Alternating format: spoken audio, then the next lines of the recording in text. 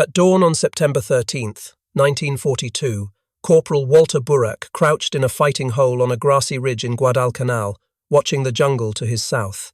He had not slept in 36 hours. His hands shook from exhaustion and adrenaline. His rifle felt impossibly heavy.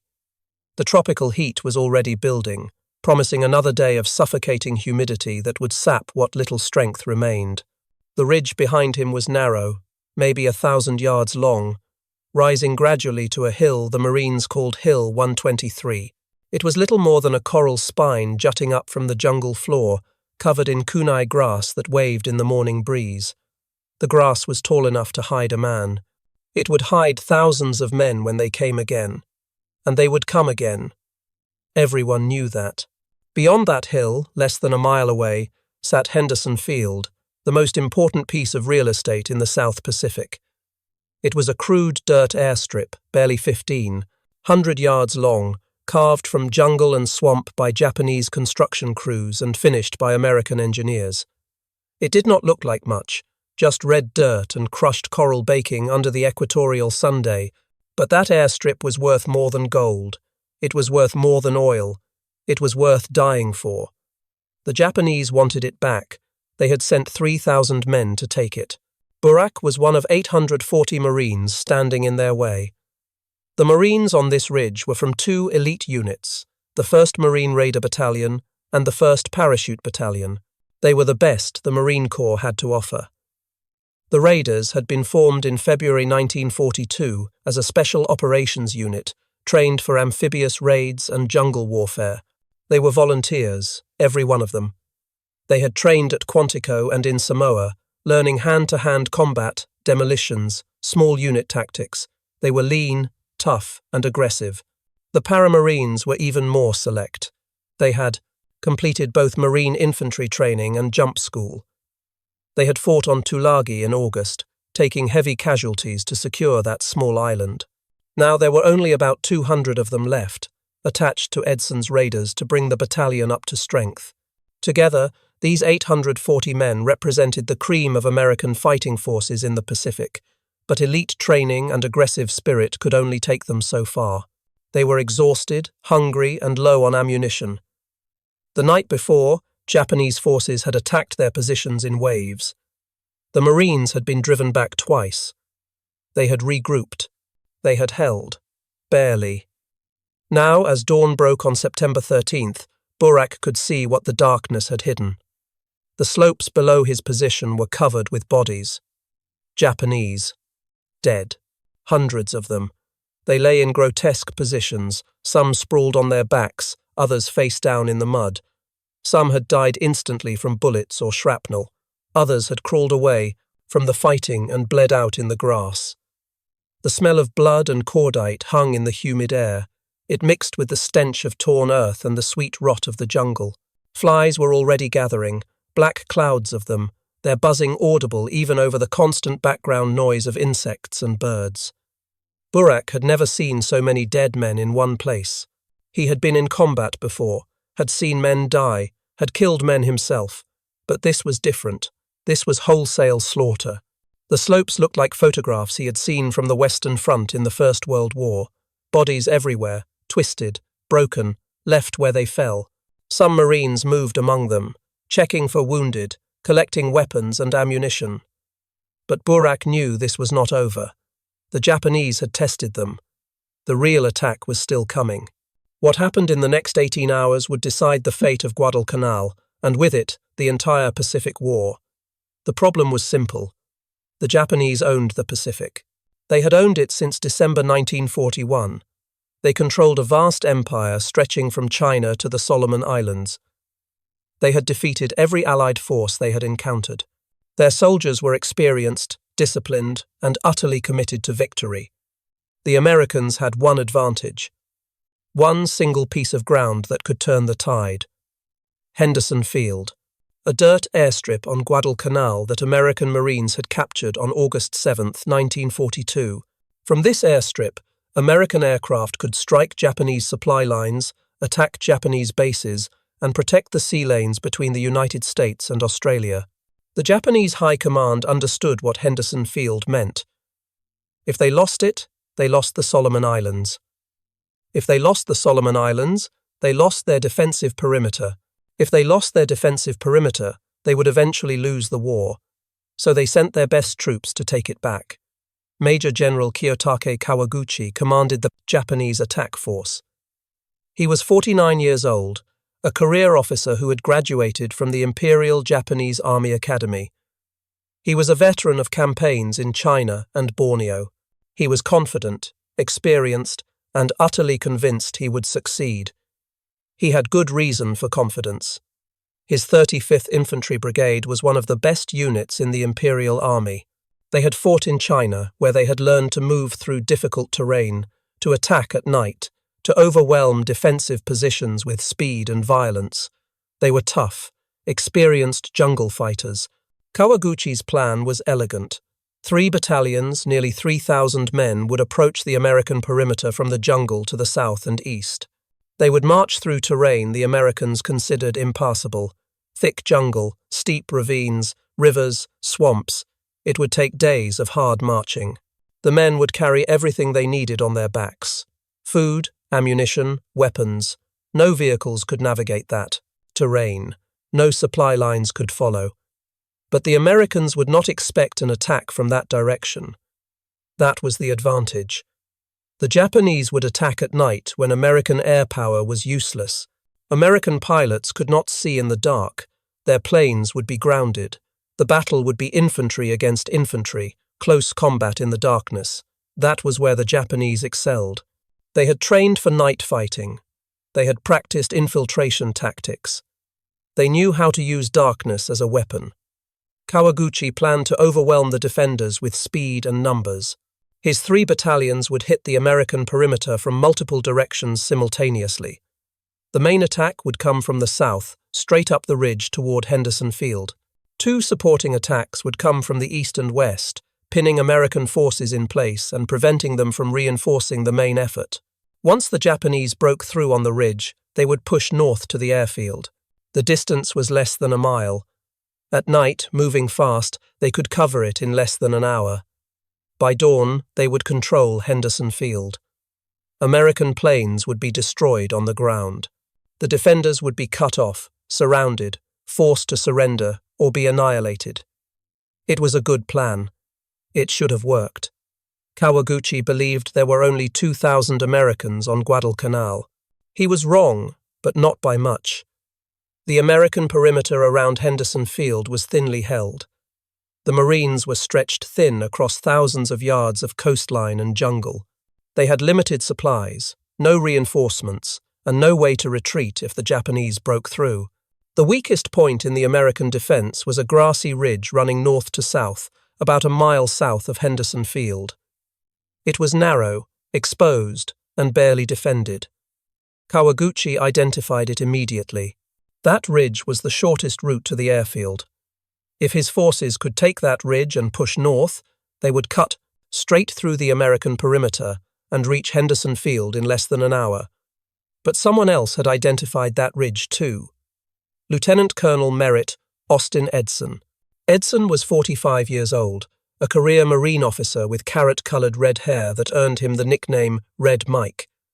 He was not a large man, 5 feet 9 inches, maybe 160 pounds. But he was made of Vermont granite. He had grown up in the town of Chester, worked summers on his family farm, learned to shoot hunting deer in the Green Mountains. He joined the Vermont National Guard in June 1916, then the Marine Corps in June 1917.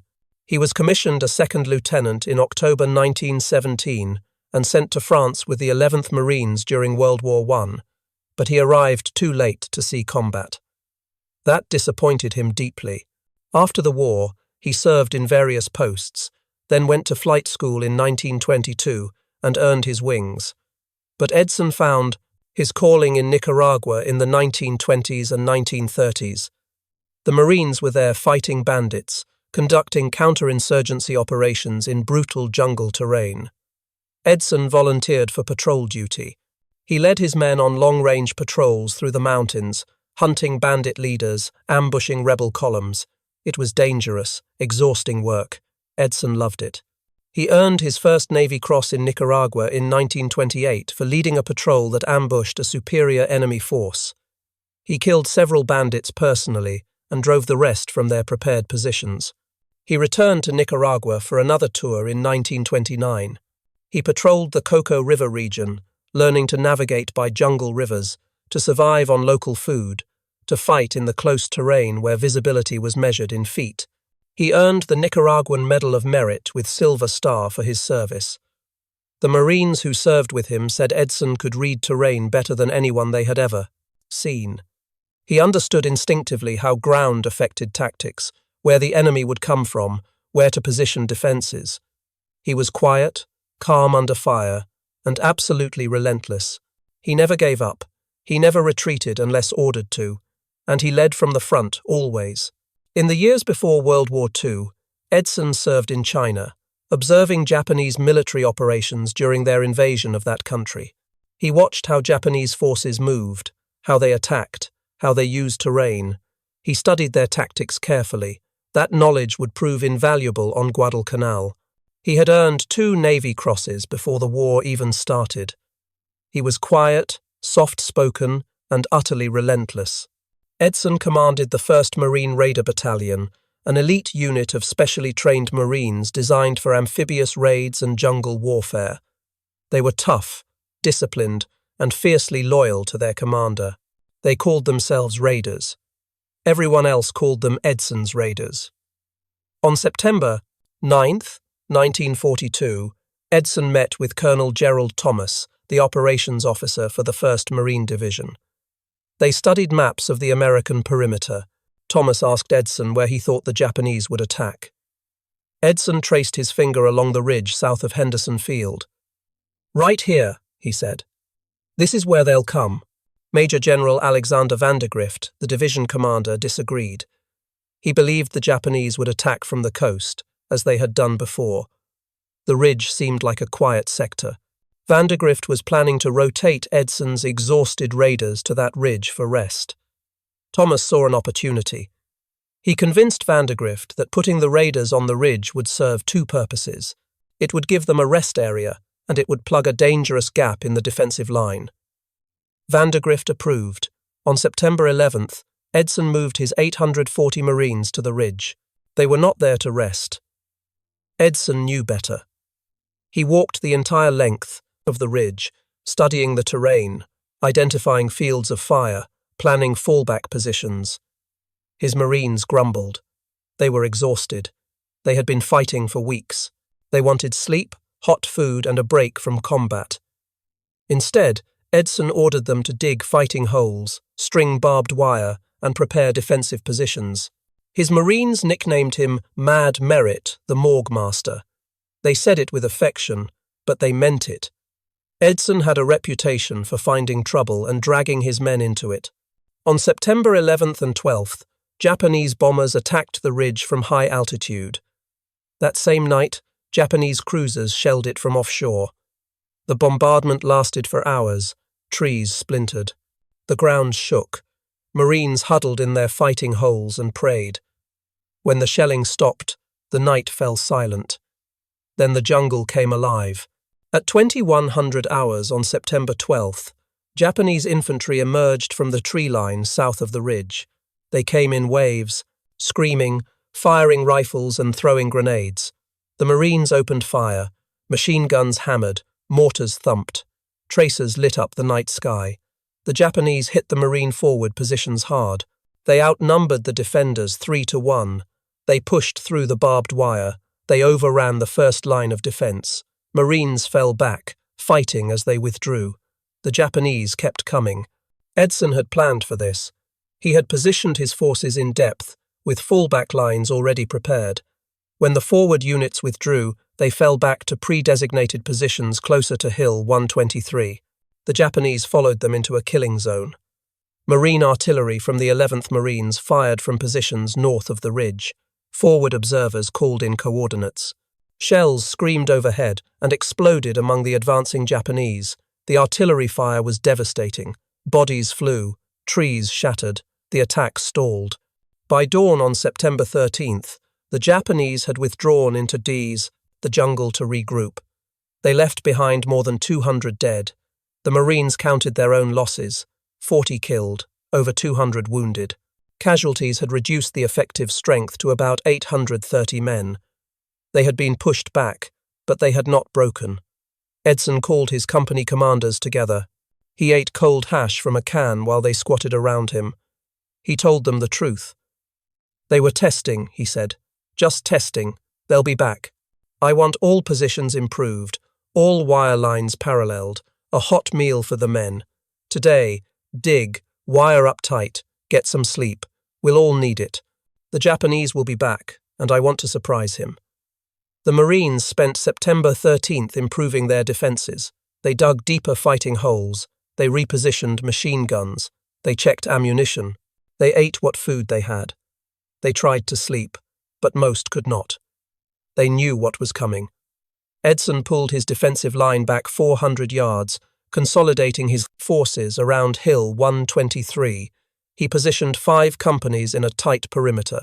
Behind them, he placed a battery of 4 105mm howitzers from the 3rd Battalion, 11th Marines, under Lieutenant Colonel James Keating. The guns were positioned to fire directly onto the ridge. Forward artillery observers moved to the front lines with radio equipment.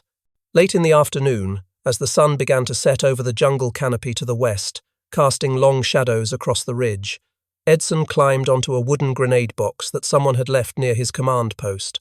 It was weathered wood, stamped with United States Marines in faded black letters. He stood on it so his men could see him. His exhausted Marines gathered around him. They came from their fighting holes, from the machine gun positions, from the mortar pits. They were filthy, their uniforms caked with mud and coral dust. Their faces were gaunt from lack of sleep and food. Many had bandages on arms, legs, heads, from wounds received the night before. They smelled of sweat, gun oil, and fear. They looked at their commander and waited. Edson looked back at them. He saw young men, most barely 20 years old, farm boys from Iowa and factory workers from Detroit and college kids from California. They had volunteered for the Raiders, had trained harder than anyone else, had proven themselves in combat. They had every right to be proud, but right now they just looked tired.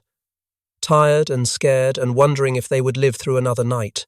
Edson knew that feeling. He had felt it in Nicaragua, in China, on Tulagi. Every combat leader feels it before a battle. The difference was what you did with that fear. He spoke to them without shouting. His voice was calm, matter of fact, as if he were discussing the weather. You men have done a great job, and I have just one more thing to ask of you. Hold out just one more night. I know we've been without sleep a long time, but we expect another attack from them tonight, and they may come through here. I have every reason to believe that we will have reliefs here for all of us in the morning. He paused, looking at the faces of his Marines.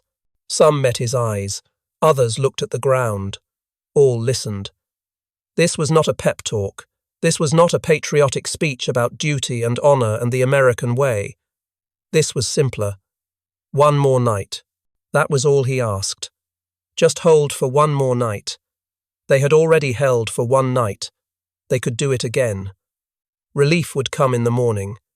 He believed it. Whether it was true or not did not matter. What mattered was that his Marines believed him. The Marines looked at their commander. They saw the exhaustion in his face, the determination in his eyes, the absolute certainty in his bearing. Red Mike said hold, so they would hold. They had followed this man through hell before. They would follow him one more night. Some nodded. Others just turned and walked back to their positions. There was work to do. Ammunition to distribute, fields of fire to clear, positions to improve. One more night. They could do one more night. As darkness fell on September 13th, the temperature dropped. Rain began to fall, light at first, then heavier. The ridge turned to mud. Visibility dropped to a few yards. Marines crouched in their fighting holes, weapons ready, staring into the darkness. Every sound made them flinch. Every shadow made them tense. At 18:30 hours, Japanese destroyers offshore opened fire. The Marines heard them first, a distant rumbling like thunder. Then came the scream of shells overhead, that distinctive freight train sound that grew louder and louder until the world exploded.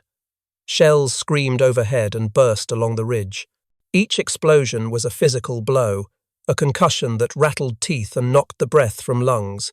Trees burst apart in showers of splinters. The ground shook so violently that Marines bounced in their fighting holes.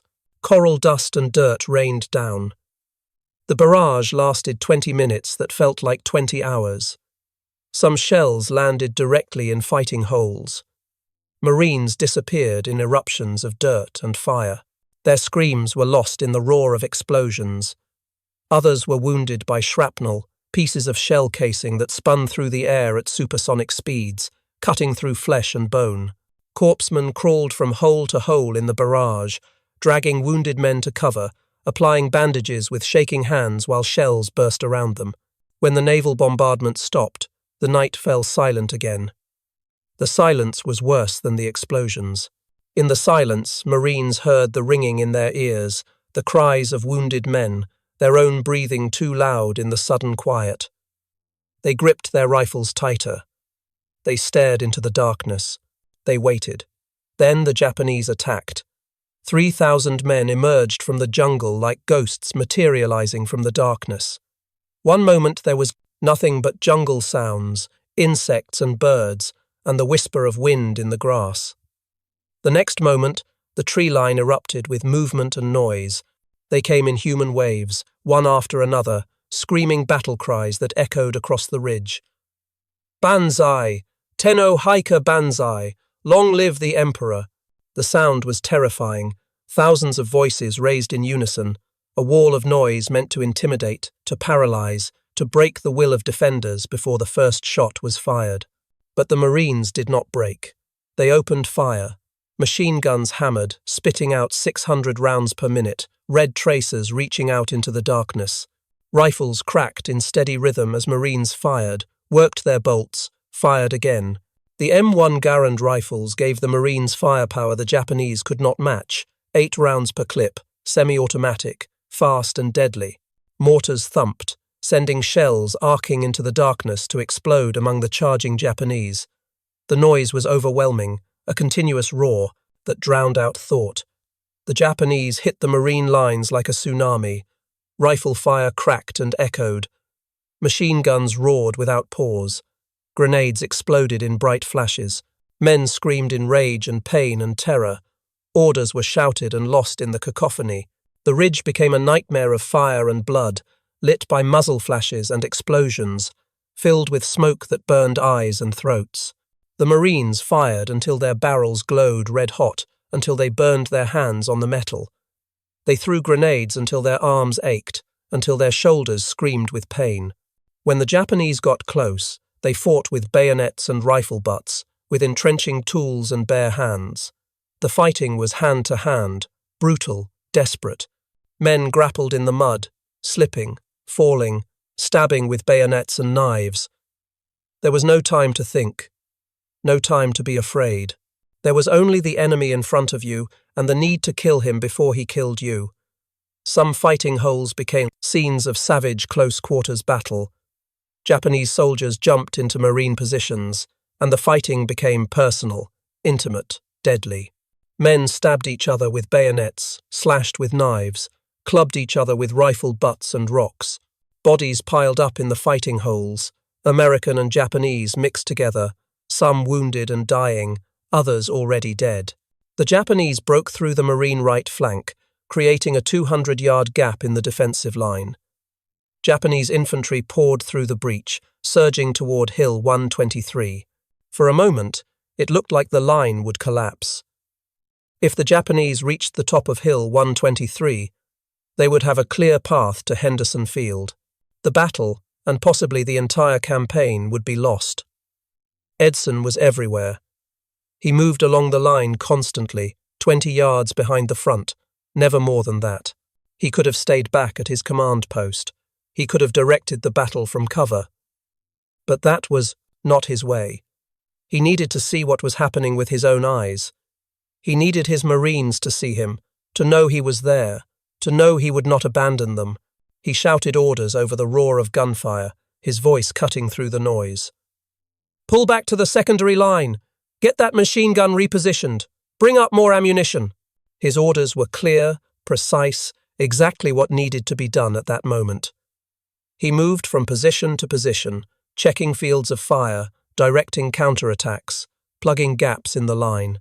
When other men hugged the ground, seeking cover from the hail of bullets and shrapnel, Edson stood upright, fully exposed to enemy fire, pointing, gesturing, commanding. It was insane. It should have gotten him killed. Bullets cracked past his head. Grenades exploded near his feet. Shrapnel whistled through the air around him. He ignored it all. His Marines saw him and found courage they did not know they had. If Red Mike could stand in that hell without flinching, if he could walk through that storm of steel without fear, then so could they. A Marine forward observer named Private First Class Tom Watson ran to the front lines with his radio.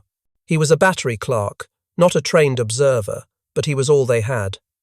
Watson crouched in a fighting hole and called in artillery coordinates. His voice was calm, precise. He adjusted fire, walking the shells back and forth across the ridge in front of the Marine positions. The artillery fire was devastating. 105mm shells exploded among the charging Japanese. Bodies flew. The attack staggered.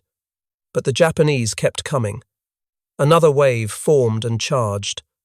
Watson adjusted fire again. More shells screamed in. More Japanese fell. The Marines in the fighting holes kept firing. Their ammunition was running low. Some Marines were down to their last magazine. Edson saw the crisis.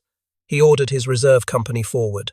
Marines from Company B and Company C fixed bayonets and counterattacked into the breach. They hit the Japanese flanks, driving them back off the ridge. The fighting was savage. Marines and Japanese soldiers fought face to face in the darkness, stabbing, shooting, killing. The counterattack succeeded. The breach closed. The defensive line stabilized. Another wave of Japanese attacked from the left. They tried to flank the Marine positions, circling around toward the Lunga River. Marine machine gunners swung their guns and fired into the advancing troops. The Japanese fell in piles, but kept coming. The Marines ran out of ammunition belts. They reloaded, fired again, ran out again. They pulled ammunition from dead Marines and kept firing. A Japanese soldier made it all the way to the Marine command post. He threw a grenade that exploded near Edson. Shrapnel tore into the ground around him. Edson did not flinch. He drew his pistol and shot the man. Then he turned back to directing the defense as if nothing had happened. The Japanese attacks continued through the night. Wave after wave. Each assault was beaten back with artillery fire, machine gun fire, rifle fire. The Marines refused to yield ground. Men fought until they collapsed from exhaustion. They were pulled out of the line, given water, and sent back in. There was no one else. Every Marine on that ridge was in the fight. Around midnight, the rain stopped. The moon came out. Visibility improved. The Marines could see the Japanese forming for another attack. Artillery observers called in fire before the attack even started. Shells landed among the Japanese assembly areas. The attack dissolved before it began. Bodies littered the slopes. The smell of death was overwhelming. At 0100 hours on September 14th, the Japanese tried one final assault. They concentrated everything on Hill 123. If they could take that hill, they could still win. 3 battalions charged up the ridge together. It was the largest assault of the night. The noise was deafening. The Marines on Hill 123 fired everything they had: rifles, machine guns, mortars, grenades. The artillery behind them fired directly into the charging troops. The howitzers were depressed to their minimum elevation, firing over open sights like giant shotguns. The shells exploded among the Japanese at point-blank range. The Japanese reached the Marine wire. They cut through it. They reached the fighting holes. Hand-to-hand combat erupted along the entire line. Marines fought with bayonets, entrenching tools, bare hands. Men fell on both sides. The fighting holes filled with bodies, blood mixed with mud and rain. The ridge became a slaughterhouse, but the Marines refused to break. Inch by inch, fighting hole by fighting hole, they held their positions. The Japanese could not break through. They could not advance. They could not overrun Hill 123. At 0230 hours, the Japanese attack faltered. At 0300 hours, it stopped. The Japanese withdrew into the jungle, leaving their dead behind. By dawn on September 14th, the ridge was silent. Marines climbed out of their fighting holes and looked around. The slopes were covered with Japanese bodies. Some estimates put the number at over 1,000. The exact count was impossible. Bodies were everywhere, some in piles where artillery had caught them in the open, others scattered across the ridge where they had fallen in close combat. The Marines had suffered too. 57 killed or missing, 232 wounded. Out of 840 men who had deployed to the ridge, 289 became casualties. Some companies were down to 30 or 40 effectives. The 1st Parachute Battalion was so badly mauled it would be evacuated from Guadalcanal 4 days later, never to return. But they had defended the ridge successfully. Henderson Field was safe. The Japanese attack had failed. At 13:05 hours, Major General Kawaguchi led the survivors of his brigade away from the ridge and deeper into the jungle. He had lost more than 800 men killed in the battle, with hundreds more wounded. His battalions were shattered. His plan had failed. The retreat was a nightmare. Kawaguchi's surviving troops had to march through jungle to reach friendly positions. They had eaten their last rations before the attack. They were starving, exhausted, carrying wounded comrades who screamed with every step. The jungle offered nothing but more suffering. Malaria and dysentery spread through the columns. Men too weak to walk were left behind with a single hand grenade to end their suffering. As they marched, they began discarding equipment. First, the heavy weapons, too exhausting to carry. Then the light weapons. Then their rifles. Helmets and packs littered the jungle trails behind them. By the time they reached safety 5 days later, only half still carried weapons. The Kuma Battalion got lost in the jungle and wandered for 3 weeks before finding Kawaguchi's position. Many died of starvation during that march. Others simply sat down beneath trees and never got up again. One Japanese officer later wrote that Guadalcanal was not the name of an island, it was the name of the graveyard of the Japanese army. The defeat at Edson's Ridge broke Japanese confidence. For the first time in the Pacific War, they had thrown everything at an American position and been stopped cold. Their tactics had failed. Their superior numbers had not mattered. They had lost. The Japanese had no idea what had stopped them. They had fought American Marines before. They had usually won. But something was different at Edson's Ridge. The Americans fought with a ferocity and determination the Japanese had not encountered. They maintained positions that should have been overrun. They counterattacked when they should have retreated. They refused to break. From the Japanese perspective, the battle was inexplicable. They had superior numbers. They had attacked at night when American firepower was less effective. They had used infiltration tactics that had worked dozens of times before, but nothing had worked. Every assault had been stopped. Every breakthrough had been sealed. By dawn, more than 800 dead Japanese soldiers lay on that ridge, and the Americans still defended it. Japanese intelligence officers questioned survivors in the following days. The reports were consistent. American defensive fire had been heavier than expected. Artillery had been devastatingly accurate. Marine infantry had refused to abandon positions even when flanked. Officers who had led previous successful operations in China and Malaya could not explain what had gone wrong. The tactics were sound. The execution was proper, but the result was catastrophic. Something fundamental had changed in how Americans fought. Tokyo would need to reconsider its entire assessment of enemy capabilities.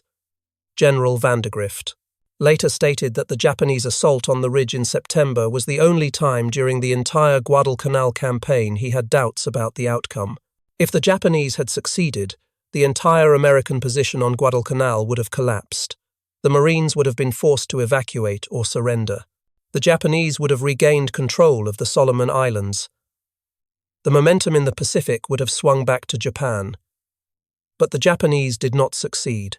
840 Marines had defended a ridge against 3,000 attacking troops for 2 nights. They had done what everyone said was impossible. Edson had recognized that ridge as the critical terrain. He had convinced his superiors to defend it. He had positioned his forces perfectly. He had planned fallback lines that allowed his troops to withdraw without breaking. He had called in artillery with devastating effect. And when the crisis came, he had stood in the open, under fire, rallying his Marines by sheer force of will. Kawaguchi's defeat at Edson's Ridge had strategic consequences far beyond Guadalcanal. Imperial General Headquarters in Tokyo had been planning a major offensive in New Guinea. Japanese forces were within 30 miles of Port Moresby, the last Allied stronghold on the island. Capturing Port Moresby would give Japan control of New Guinea and threaten Australia itself. But the defeat at Guadalcanal forced a change in plans. Tokyo ordered the New Guinea offensive halted. All available troops and supplies were diverted to Guadalcanal to retake Henderson Field. The Japanese forces in New Guinea, so close to victory, were ordered to withdraw and wait. They never got another chance. The momentum was lost. The offensive died. New Guinea remained in Allied hands. The Japanese would try again to take Henderson Field. In late October 1942, they launched an even larger offensive with more troops, more artillery, and better planning. That attack also failed. The Americans held control. After that, Tokyo gave up on retaking Guadalcanal and began evacuating their remaining forces. By February 1943, the island was entirely in American hands. Historians later identified the Battle of Edson's Ridge as the turning point of the Guadalcanal campaign. Historian Richard Frank wrote that the Japanese never came closer to victory on the island itself than in September 1942, on a ridge thrusting up from the jungle just south of the critical airfield. If Kawaguchi had broken through, the outcome of the entire Pacific War might have been different. For his leadership during the battle, Lieutenant Colonel Merritt Edson was awarded the Medal of Honor. The citation praised his extraordinary heroism and conspicuous intrepidity above and beyond the call of duty. It noted that he had continuously exposed himself to hostile fire throughout the night and personally directed the defense of the reserve position against a fanatical foe of greatly superior numbers. By his astute leadership and gallant devotion to duty, he enabled his men, despite severe losses, to cling tenaciously to their position on the vital ridge. Edson never sought recognition for what he did. He deflected praise to his Marines. When asked about the battle years later, he said simply that his men did what Marines do. They held the line when it mattered most. Private First Class Tom Watson, the battery clerk who had called in artillery fire during the crisis, was given a battlefield commission. He went from enlisted clerk to second lieutenant overnight. His accurate artillery direction had saved the Marine positions during the critical moment when the Japanese broke through. Officers who witnessed his actions said he had fought like a veteran forward observer despite having no formal training. Watson had called in 32 separate fire missions during the critical hours between midnight and dawn. Some adjustments had been made with Japanese infantry less than 50 yards from his position.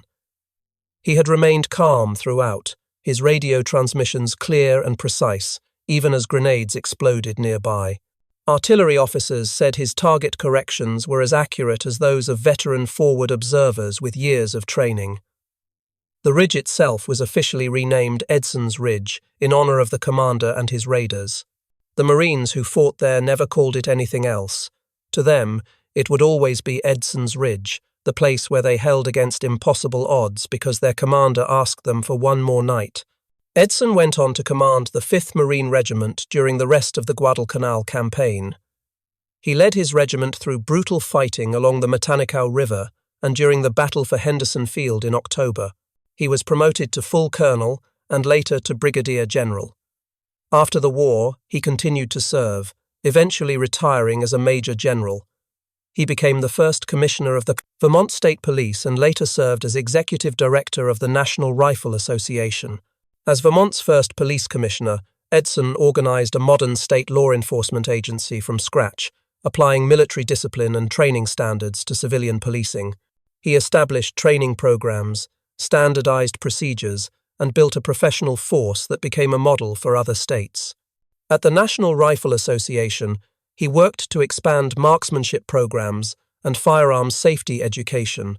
His leadership in both roles reflected the same attention to detail and organizational skill he had shown on Guadalcanal. On August 14, 1955, Merritt Edson died by suicide at his home in Washington, District of Columbia. He was 58 years old. The reasons were personal and complex, involving health issues and depression. He was buried in Arlington National Cemetery with full military honors. His legacy, however, lived on. At Marine Corps Recruit Depot, San Diego, every recruit goes through a final 54-hour test called the Crucible. The last event is a brutal climb up a hill called the Reaper. At the top, recruits find a plaque with a quote from Edson's Medal of Honor citation. They read it, learn about the Battle of Edson's Ridge, and then receive their Eagle Globe and Anchor emblem, becoming Marines. The message is clear. This is what Marines do. When the situation is desperate, when the odds are impossible, when everything depends on holding the line, Marines hold. Walter Burek, the corporal who had watched the dawn break on September 13th from his fighting hole, survived the battle. He continued fighting on Guadalcanal as a runner and messenger for Headquarters Company.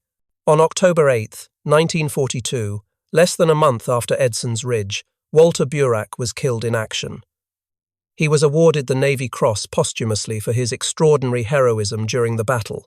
The story of Edson's Ridge reveals how battles are truly won, not through advanced technology or superior resources, but through leadership that inspires ordinary men to do extraordinary things. The Marines on that ridge had less of everything than the Japanese. Fewer men, less ammunition, less food, less rest. What they had was superior leadership, better defensive planning, and an absolute refusal to accept defeat.